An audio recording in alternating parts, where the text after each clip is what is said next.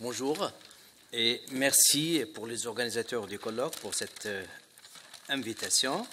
Alors, je vais parler de la Tunisie, après le Maroc c'est la Tunisie, mais peut-être dans un contexte différent. C'est le contexte qu'on appelle semi-colonial et même contexte colonial. Alors, ce contexte correspond à la période de la fin du XIXe siècle, c'est-à-dire les années 1860 jusqu'à la veille de la Première Guerre mondiale. C'est fin 19e, début 20e donc. Alors, là, vous avez sur la carte, vous avez la Tunisie. Donc la Tunisie, je pourrais la définir comme étant une bande côtière. Ce n'est pas un pays immense comme l'Algérie ou comme le Maroc.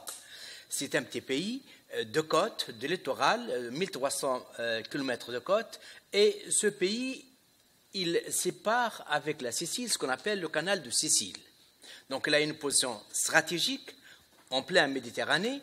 Et puis, à partir de 1869, l'ouverture du canal de Suez, la Tunisie, et particulièrement Bizerte, sera un enjeu principal entre les différentes puissances méditerranéennes qui convoitaient la Tunisie, puissance méditerranéenne, l'Italie et la France, qui voulaient occuper la Tunisie, et l'Angleterre aussi, qui avait certaines visées sur la Tunisie. Donc la Tunisie devient un centre d'intérêt des différentes puissances coloniales à la veille des années 80, à la veille de l'occupation française, entre les années 60 et les années 80, visée surtout anglaise avant tout, mais par la suite les Anglais vont se désintéresser de la Tunisie et il y aura ce duel, cette rivalité, cette tension entre Italiens et Français pour mettre la main sur la Tunisie. Et certains historiens ont parlé même de guerre de consuls, puisque les différentes puissances européennes voulaient avoir différentes concessions pour construire des lignes de chemin de fer, pour créer des banques, mais aussi pour construire des ports. Et ces différentes puissances coloniales faisaient intervenir leurs consuls auprès du bey, le bey c'est le roi, si vous voulez, auprès du bey, pour obtenir certains privilèges et pour obtenir certaines concessions, parmi lesquelles des concessions portuaires. Alors, avant l'occupation française, donc l'occupation française a eu lieu en 1881, avec le fameux traité de Bordeaux, 1881, donc 30 ans avant avant le Maroc, et 50 ans après l'Algérie. Donc, pendant cette période semi-coloniale, entre 60 et 1980, donc il y avait cette fameuse guerre de consuls pour avoir pas mal de projets, mais avant cette date, la Tunisie avait ses propres ports. Il y avait deux principaux ports. Il y avait le port de la Golette, qui se trouvait à une dizaine ou quinzaine de kilomètres au sud de Tunis. La Golette, c'est connu. Il y avait des batailles entre Espagnols et Ottomans dans cette région. La citadelle de la Golette, c'est très connu. Donc, il y avait l'ancien port de la Golette. C'était un port corsaire par la suite. Et il y avait un deuxième port, disons, à 50 km au nord de Tunis, c'est Porto Farina. Je crois que le nom de Farina, c'est le nom d'un général espagnol. Porto Farina, c'était un arsenal militaire créé par les beys. Et c'était un point de départ pour les fameux corsaires.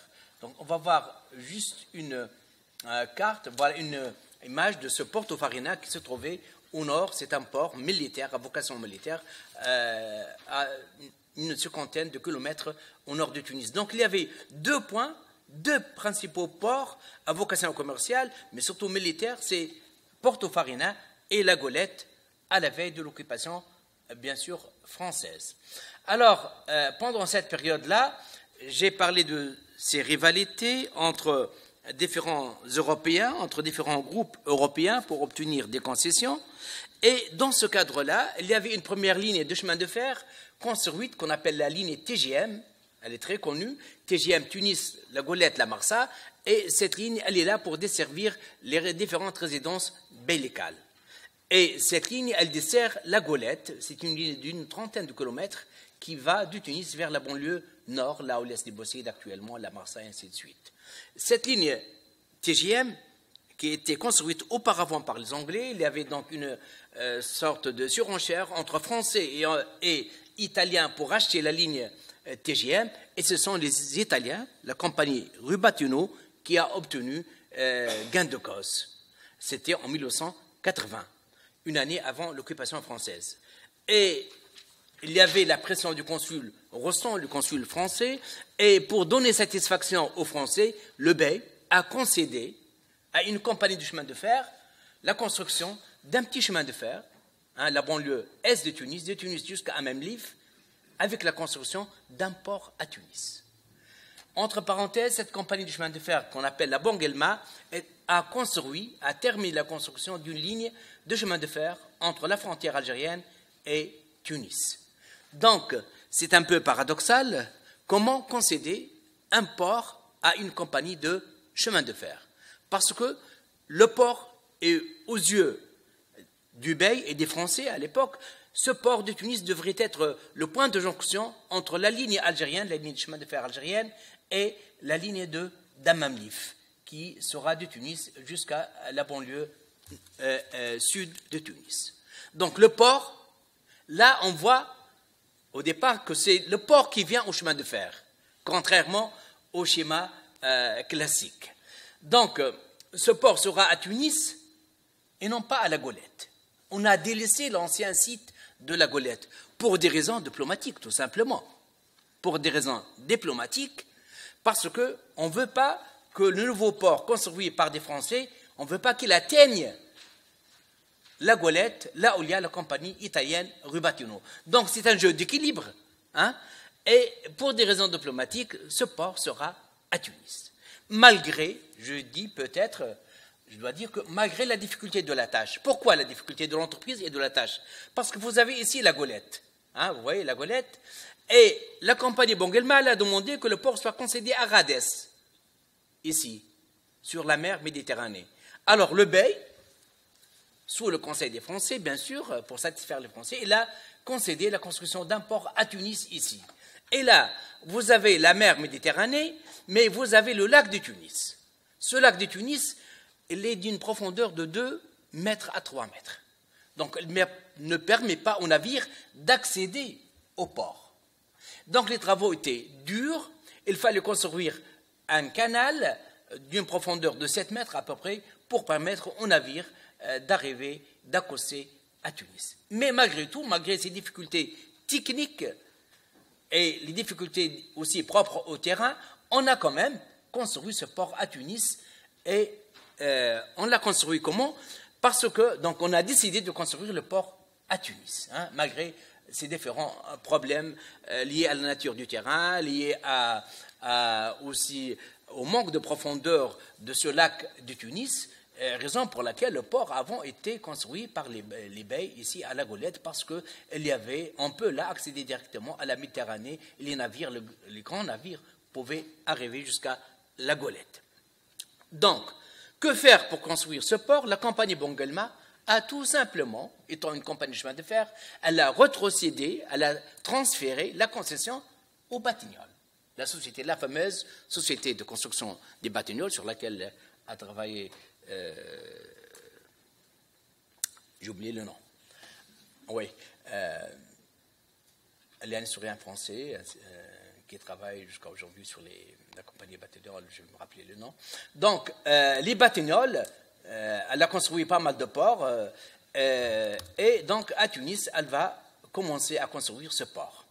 Mais cette construction a été retardée pour pas mal de raisons. Premièrement, les difficultés techniques. Deuxièmement, les Français sont là maintenant, après 1981, les conditions financières vont changer. Parce que le Bey était généreux auparavant. Les Français, maintenant, l'administration française, le protectorat, voulaient contrôler les conditions techniques et financières et donc les données de la Convention changent. Et on a construit, donc la compagnie Batignolles a construit dans des conditions, j'allais dire, d'urgence, dans des conditions pas rationnelles, qui ne tient pas compte des véritables exigences techniques et autres. Et ce qui fait ce port de Tunis a été donc livré à l'exploitation vers 1800, je crois, 94, 1893. Les travaux sont terminés en 1893 avec une splendide fête d'inauguration. Mais à cette époque-là, déjà, on se rendait compte de l'insuffisance de ce port, de ces travaux, de pas mal de problèmes techniques, et on s'est rendu compte qu'il fallait d'autres travaux pour parachever la construction de ce port. Donc il y aura une deuxième étape après 1894. À ce moment-là, arrivé à Tunis, Charles Rouvier, comme résident général. Résident général, c'est un peu l'équivalent de gouverneur général. Or, Rouvier est lié au monde de la finance, au monde de la banque Rouvier, et donc il va chercher un partenaire il va chercher un entrepreneur, c'est-à-dire qui a le savoir-faire, mais qui n'a pas l'argent. Cet entrepreneur devrait faire appel aux banques pour financer cette entreprise. Donc là, vous voyez que le jeu de Rouvier, Charles Rouvier, et donc il va accorder cette concession. Il y avait pas mal de candidats, entre autres les Batignolles, mais il va choisir un groupe, c'est le groupe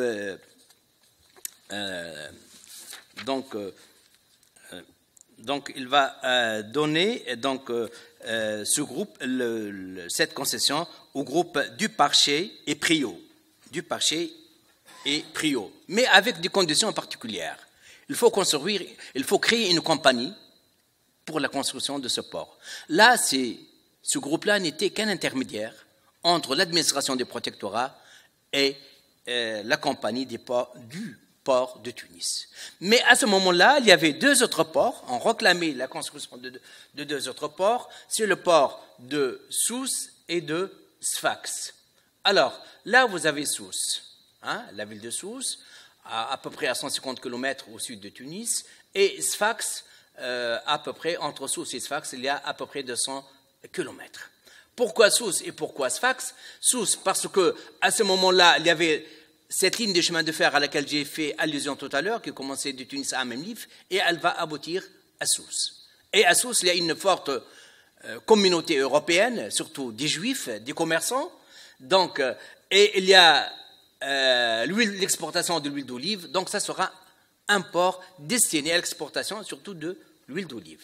Donc, on réclamait la construction d'un port à Sousse. Et Sfax, c'est un autre problème. C'est un peu le Safi marocain, Safi, c'est marocain, parce qu'en 1985, on a découvert les fameux phosphates de Gafsa. Et avec cette découverte par Philippe Thomas en 1985, les phosphates de Gafsa dans cette région, il fallait choisir trois débouchés.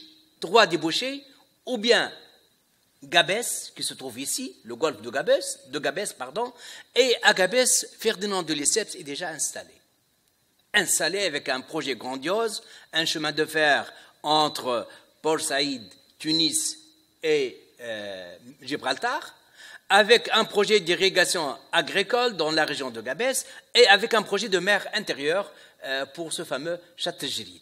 Il voulait transformer en mer intérieure. Et bien sûr, les phosphates, on a découvert les phosphates, et donc il a demandé la construction d'un port pour l'évacuation des phosphates à partir de Gabès. Un autre projet, c'est la Skhira qui se trouve ici, ce n'est pas la Skhira du Maroc, la Skhira du Maroc, et le troisième projet, c'est Sfax. Et donc c'est, encore une fois, le résident général, Rouvier, qui a tranché, qui a choisi le port de Sfax. Et il est allé même plus loin en voulant accorder la construction du port de Sousse, de Sfax et l'achèvement des travaux du port de Tunis à une seule compagnie. C'est la compagnie du port qui sera créée par Duparcher et par Priault. C'est la compagnie du port de Tunis, de Sousse et de Sfax. Et les travaux vont démarrer avec la fin du XIXe siècle. Pourquoi on a retardé les travaux? Parce qu'il y a une crise financière capitaliste très connu, la fin du XIXe siècle. Il y a les problèmes techniques, il y a le choix aussi de ces concessionnaires, et tout ça s'est passé dans des conditions peu claires, pour ne pas dire peu transparentes, de point de vue choix du concessionnaire et de point de vue financier. Et donc, on a construit donc à la hâte ce port de Sfax. Et au même jour, on a inauguré la gare aussi. Il y a une grande fête d'inauguration en 1997, en avril 1997. Et par la suite, donc, il y avait le port de Sousse qu'on a construit pas d'une manière urgente comme celui de Sousse parce qu'il n'y avait pas un enjeu minier et financier. Et à la fin, le port, donc là, vous avez le port de Sousse, vous avez donc le bassin ici, vous avez la ville de Sousse et vous avez donc les différentes installations portuaires ici. Et vous avez une image, voilà, une photo du port de Sousse. Donc, pour le port de Tunis, donc, l'achèvement des travaux s'était fait dans différentes étapes. Et on a dû terminer donc la construction du port de Tunis au début du XXe siècle. Or, à ce moment-là, au début du XXe siècle, il y a la découverte des minerais du Nord, ici, dans la région du Kef, le fer surtout, et donc l'évacuation ou l'exportation de ces produits de Qal al-Jarda dans la région du Kef, ça sera fait par Tunis. Donc, à la fin, nous avons un complexe portuaire à Tunis formé de 3 ensembles. Le premier, c'est le nouveau port de Tunis, ici, un port moderne, un port avec un bassin pour les minerais, l'exportation des minerais, avec une gare, dite gare maritime, et avec 2 jetées, et on a dû creuser le canal de Tunis. Mais nous avons aussi, avec ce port de Tunis, nous avons l'ancien port Beylikal du Bey de la Golette et un nouveau port à la Golette construit ici pendant la 2e phase. Donc c'est un véritable complexe portuaire avec un bac, bien sûr, entre Rhadès et la Golette ici. Donc c'est un complexe portuaire qui a une vocation commerciale, exportation des matières premières agricoles, exportation des produits miniers et importation des biens de consommation pour la colonie européenne et exportation aussi des équipements pour les travaux d'infrastructure. 5 minutes. Donc 5 minutes pour parler rapidement d'un autre port, celui de Bizerte. L'histoire du port de Bizerte est tout à fait différente. Tout à fait différente, pourquoi? Parce que Bizerte, c'était un objet de rivalité, surtout entre Italiens et Français. Et après 81, après l'occupation française, en 81, les Français ont voulu construire un port à vocation militaire ici à Bizerte, mais ils n'ont pas réussi. Pourquoi? Parce qu'il y a une convention entre l'Italie et la Tunisie qui empêche les Français de construire un tel port.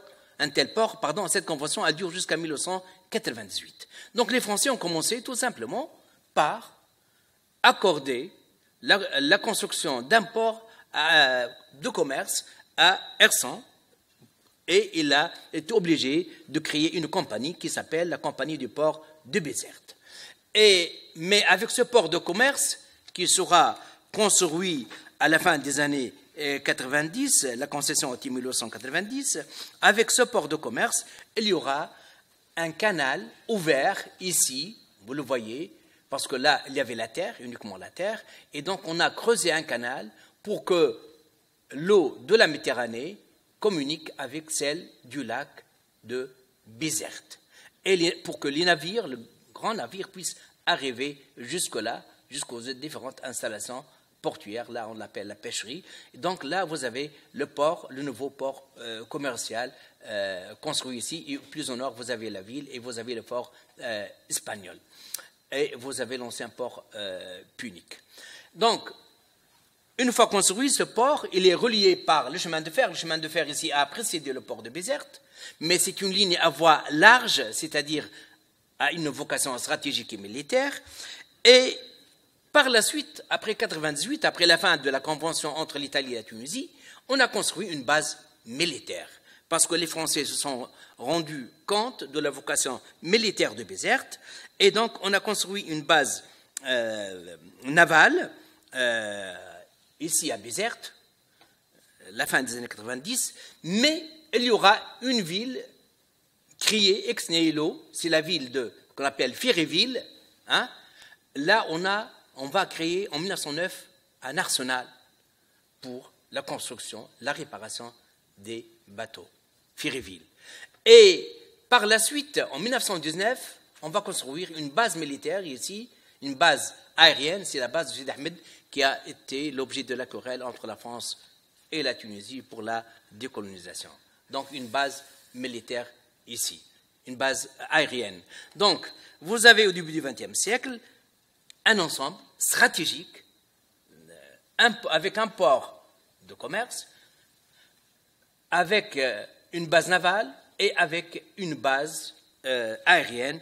Et ainsi, Bizerte fait partie d'un système à la fois défensif et offensif avec l'arsenal de Firéville, la base militaire de Sidi Ahmed. Bizerte était baptisée à cette époque-là Toulon l'Africain et elle est destinée à être une tête de pont pour le contrôle de la Méditerranée et celui de l'Afrique, avec bien sûr Marcel Kabir en Algérie et Toulon. Alors, vous avez ici, vous avez donc, pour conclure, je dirais donc quelques mots, quelques idées rapides. Tout d'abord, donc à la fin du 19e et début du 20e siècle, il y a 4 ports qui sont construits par les Français. Ces 4 ports a constitué chacun un cas à part et une histoire, et chacun a une histoire à part. Nous constatons aussi que la création de ces 4 ports a été marquée par l'absence d'une stratégie globale.